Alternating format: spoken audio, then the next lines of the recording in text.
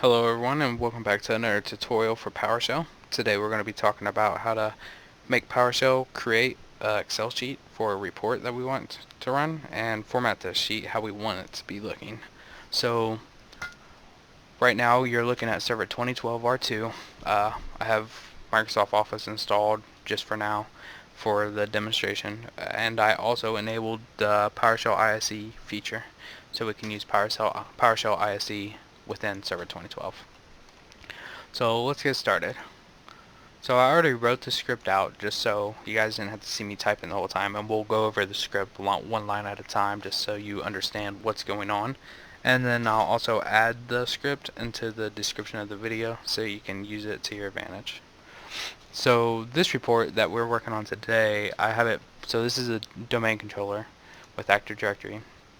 And what we're doing is we're creating a report to pull information on certain computers so we can get the status of the computers. Maybe someone contacted you and said, hey, there's these computers on the network, can you tell me if they're disabled, when they were created, when the last time they logged onto the domain, since computer objects have a last logon timestamp. So we're going to create a report for them that we can run, maybe have a scheduled task run on a daily basis or anything like that that they can use for presentation or any kind of reports they need to present. So let's get started. Today we'll start with creating Excel. So first we'll start with line 2. So everybody knows these are comments in PowerShell, so I kind of commented things so you guys can go by the comments also. So the first thing we use is the new-object ComObject excel.Application. So this tells PowerShell that we want to work with the Excel application, which is a COM object. And we store that into the Excel variable, because we want to use this command multiple times to do multiple actions. So we go ahead and just store this into the Excel variable. Next, we do $Excel, so it knows that we want to use this COM object of Excel application, and we do .Application.Visible equals true.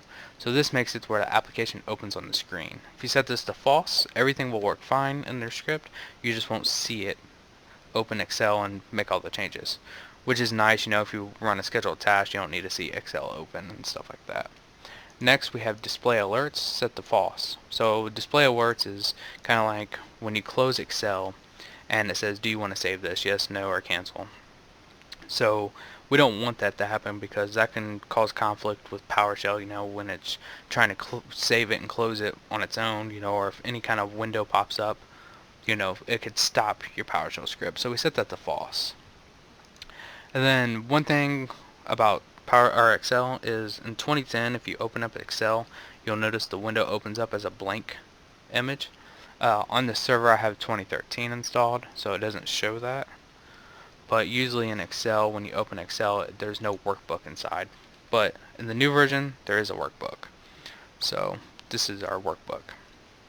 And as you notice, we have 3 sheets. So what we'll want to do is we'll want to grab a sheet out of this workbook eventually with Excel, and you'll see that here soon. So we add the workbook, and then we set that, so we do Excel, so it knows we're using an Excel application, and we want to do .Workbooks.Add. So this adds the workbooks, and we want to store these workbooks into a variable called book. So we'll be messing with the whole workbook, all 3 sheets. That's what this book is. And then the next, we want to tell PowerShell what sheet we want to work with. So we say book.Worksheets.Item 1. So this is saying grab sheet 1. And we want to store that in a variable so we only use sheet 1 as we do our stuff. So we'll store that into sheet. You can call this sheet 1 if you want and then have sheet 2, but since we're only using one sheet today, I just called it sheet. So now we do sheet.name equals information. So this, if you look in Excel, everybody knows that in Excel the sheets have names. So we got sheet 1, sheet 2, and sheet 3. So basically what this is doing, it's going to rename and it's changing it to information. So that's what our command's doing here. It says sheet, so it already knows it's sheet 1 because we told it. We see .name, so it says name the sheet, and it says information, so it names the information. But since ours is about computers, we'll just change this to computer information. And then it activates, then we do sheet.Activate Out-Null. So Out-Null means don't display nothing on PowerShell screen or anything. And it activates that sheet, so we're just going to use that one sheet. So if we're to close this right now and see what we have so far, we'll make this window smaller, and we'll just run the code I have highlighted. So it opened it up, and it created the worksheet, and it named the sheet for us, computer information. If you watch it pop up, you can see it rename the sheet real fast. There it goes. Alright, so far so good. And we'll go back to this, and I'm going to make this window a little bit bigger. There we go. Alright, so now we create a row variable. So we're going to use this integer as stand for what row we want to be in Excel, and we'll also have a column variable sets that integer number for which column we want to be in. So we set row to 1 because we want to use row 1 first, and we want to use column 1 first. So now we use, since we're messing with sheet 1 still, remember it's sheet 1, you want to do $sheet, so grab your variable, .Cells.Item. So this is telling PowerShell, we want to grab a cell and the item, and then it says what row and what column. So right now row 1, column 1. So it says row 1, column 1. It says equals computer information. So it's going to put the word computer information in that row. And we do the same thing. We want to grab the same row, same cell, and everything. We want to change the font of it to Cooper Black. So that's going to change the font of this word. And then we do the same things. We want row 1, column 1. We want to change the font size to 21. We want to change the color index to 16, which is like a grayish. And you can look up these colors anywhere. And then you do the same thing again, column 1, row 1. And you do interior color index, so if you want to color the inside. Horizontal alignment, so this is for center. And if you Google this, it'll tell you all the integers used for align left, align right, align center. So, and then there's also, we make it bold, we make that equal to true. So if we were to run this right now, and then, I'll run this first just so you can see what we're doing. So highlight this, and we'll make it a little bit smaller. Reason I was hesitant on that, because the next line, we're going to merge the cells so the whole header is merged, but I'll show you that separately. So we'll go ahead and run this code. Computer information, starts typing it, boom, boom. There it goes. So that's what it does. And don't worry about how it's off the screen, because at the end of our whole process, it auto sizes all the cells for us. But for now, we have to do it manually. So you see how computer information is only in cell 1, and how it makes column 1 a lot longer. So we don't want that to happen. We want to merge the cells that we're going to use. So in this one, we're going to have 3 columns, 3 headers. So we're just going to do A to C. So go back to this.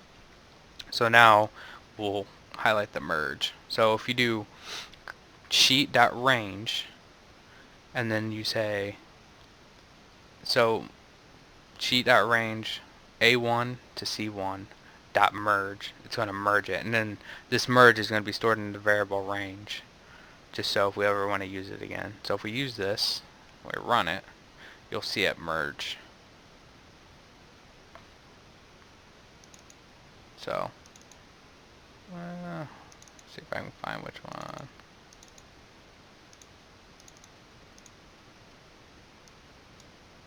So there you go. So there's no lines, it merged it all in one cell. Looks good so far. Now we'll go back to our code.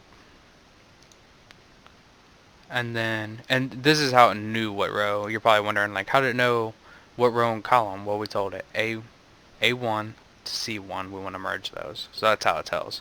So I know we didn't use $row, $column, we just used this. And then Out-Null, again, it doesn't display anything on the screen.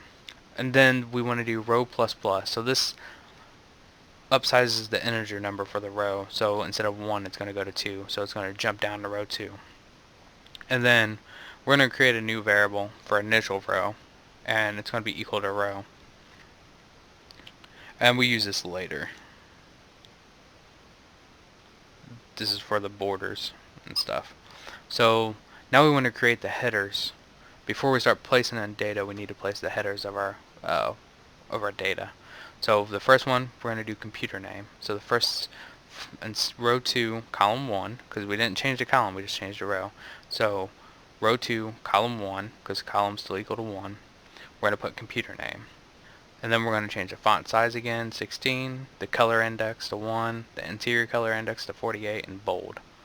So if we were to run this right now, all the way to the top,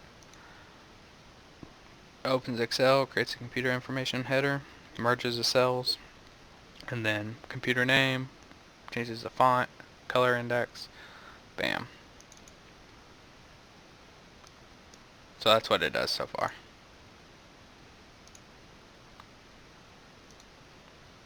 And then the same exact process. So, but in this case we want to go to the next column. So we want to stay in the same row, just go one column over.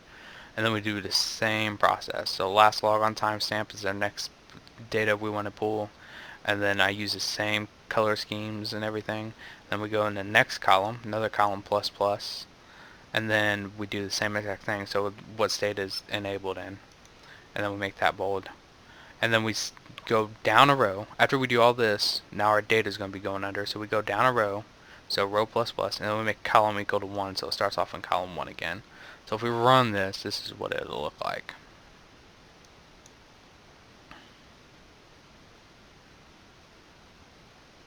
And then if we expand this, so that's what it looks like so far. And then now we're going to get back into the trickier stuff. So hopefully this is all making sense so far. Alright, and then, so like I told you, maybe a project manager or something gave you a list of computers. So I have a list of computers here on my desktop. So if you open Excel, it's a CSV file, and it's got a list of computer names. So we're going to be using all these computers right here. And you can have as many computers as you want. I kind of kept it short. I did have like 90 something computer objects in here, but I wanted to keep it short just so you don't have to sit there and wait for the spreadsheet to build. And I went through and disabled some of these computers so you can see the effects of the color coding and stuff. So here's the computers that they had questions about. Are they enabled, disabled, when was the last time they were used, etc. So you gotta make sure you have the name in the first field for any kind of important CSVs, because that's going to let PowerShell know that these are names, and you'll see that here in a second. So go ahead and close this, and then we'll open this, and then what I'm going to do is I'm going to split the window so you can kind of see what I'm talking about. We're going to clear the window.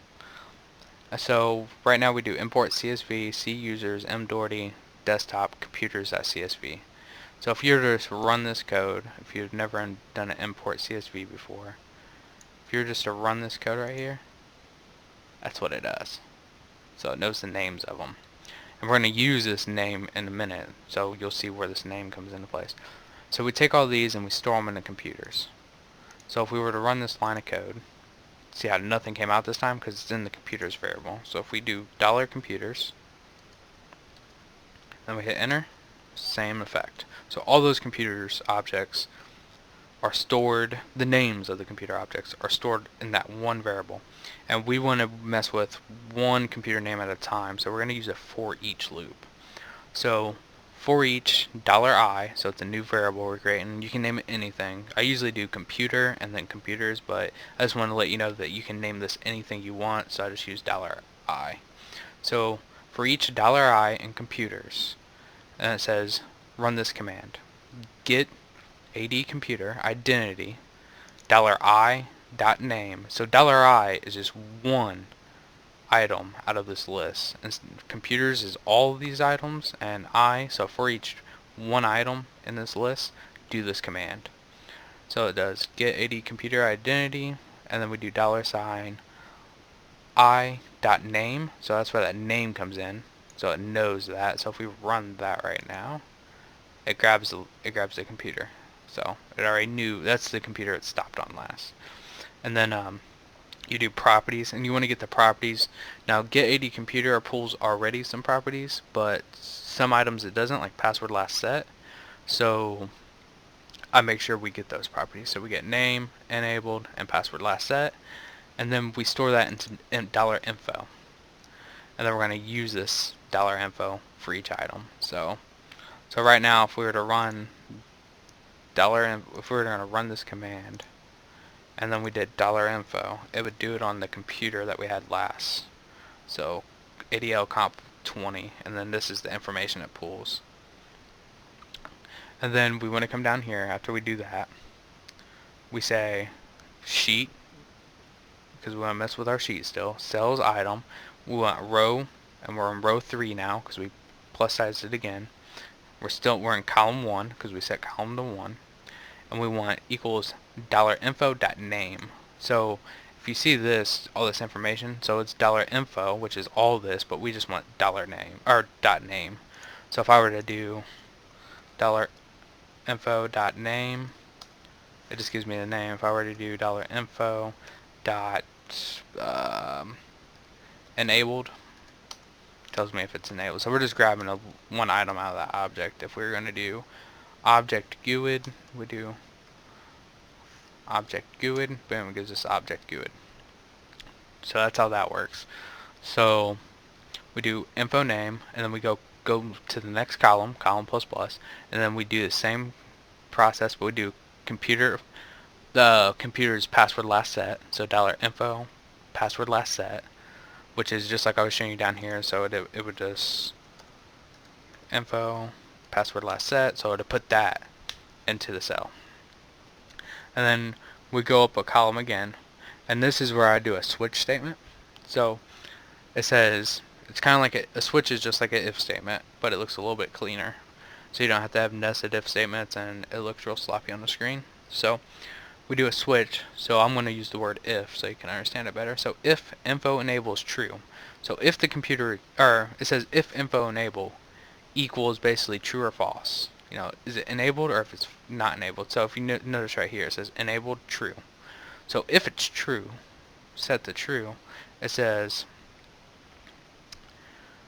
US enabled equals us enabled equals enabled. And then so it says the cell should be, or the name should be enabled.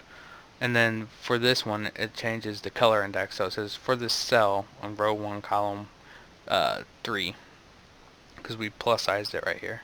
It says the interior color index is set to 4, which is green. And then if it's false, we want it to say, we want the variable to equal disabled. And we do sheets, cells, items, row 1, column 3, or sorry, not row, yeah, row 3, column. So, and every time this row is going to increment once it goes through this loop, each and every time. And the color index is 3, which is red. So that's how you change the colors of the state of the item. So if it's enabled, it'll be green, and if it's not enabled, if it's disabled, it'll be red. And I created a variable for this, so you don't want it to try to do, you know, the $info enabled equals, because that's already a variable, so you got to create a new variable. And then, so once that goes through, it will do sheet.Cells, and then it grab them row, whatever row or column, and it puts that information in there, which is stored right here. And then it'll go plus a row, and then back to column 1, and then it input the data again. So it'll go to row 4, and then column 1, and then go on the next computer, and the next computer, and the next computer. And then this right here, you Google and find this. This is more for the border stuff. So it basically erases all the rows from the variable, and then it grabs the range of the whole sheet, and then it does a for each statement for each cell, and grabs it and does a border line style 1 and the weighted 2. This can be found on Google anywhere. It was really just copy and paste job. And then the fits cell size too. So this is where we use the range of the whole sheet, and then we do $sheet used range. So we say for this sheet, use the range of cells that we use, and then it says used range, we want to do entire column auto fit, and then we Out-Null. which this is what we were talking about earlier when I created that variable. So go ahead and run this and check it out. So I'll move this off to the side a little bit so you can kind of see how things are going. So it creates the header, and then the headers for each of the columns we use, and now it's pulling in the data. And the reason those are pound sized is because the cell is too small to show the data. So once it auto fits, it'll fix that. So there's a disabled computer right there. And you don't really want to click in here while this is running because it can kind of freak PowerShell out thinking you're trying to format it while it's formatting it. So you just let it do its thing.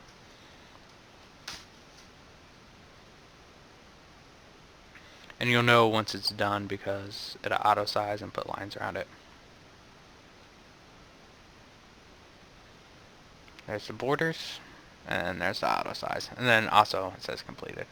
So if we open this up, there we go. So we have the last logon timestamps for each computer. We have the ones that are disabled and enabled, and it looks pretty nice. So they have a nice report to show their boss. And you can also put a border around this if you want. I just choose not to. So I hope this video has helped you. If you have any questions or anything, just a comment. Appreciate your time, and I hope you learned something. Have a good day.